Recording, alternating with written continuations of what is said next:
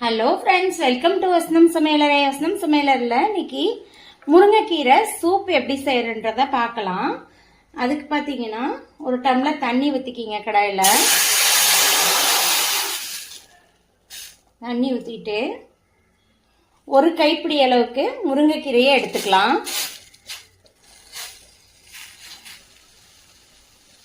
ஒரு கைப்பிடி அளவுக்கு சின்ன வெங்காயம்,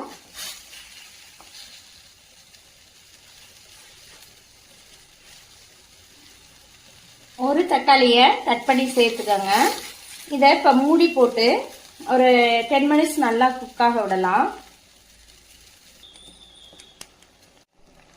இது போல் நல்ல கீரை வெந்து வந்தோடனே ஸ்டவ் ஆஃப் பண்ணிவிட்டு மிக்சியில் போட்டு இதை தண்ணியை கீழே ஊற்றிட.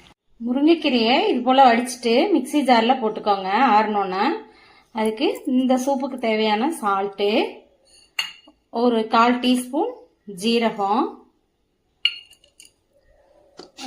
2 ஒரு 5-6 ஜீரகம், இந்த கொத்தமல்லி விதைகள், பச்சையாக கொத்தமல்லி விதைகளை சேர்த்துக்கோங்க.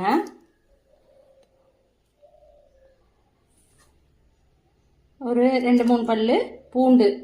இது எல்லாத்தையும் இப்போ மிக்சியில் அரைச்சி எடுத்துக்கலாம். இப்போ வேணுங்கிற மிக்சியில் அரைச்சி எடுத்தாச்சு. இதுக்கு இப்போ வேணுங்கிற அளவுக்கு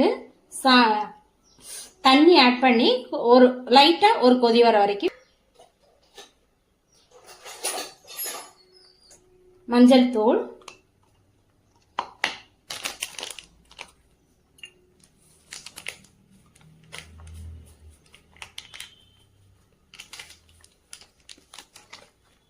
ஒரு டீஸ்பூன் அளவுக்கு பெப்பர் தூள், மிளகுத்தூள் ஆட் பண்ணிக்கோங்க. இதை கலந்து விடுங்க. அவ்வளோதான், நம்மளோட ஹெல்த்தியானதை நல்லா பார்க்கலாம். அவ்வளோதான், நம்மளோட டேஸ்டான முருங்கைக்கீரை சூப்பு ரெடி ஆயிடுச்சு.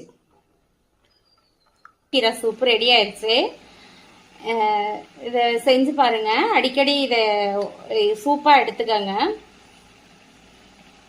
ஹெல்த்தியான முருங்கைக்கீரை சூப்பு ரெடி ஆயிடுச்சு. வசனம் சமையலறைய சப்ஸ்கிரைப் பண்ணுங்க, லைக் பண்ணுங்க, ஷேர் பண்ணுங்க. தேங்க்யூ.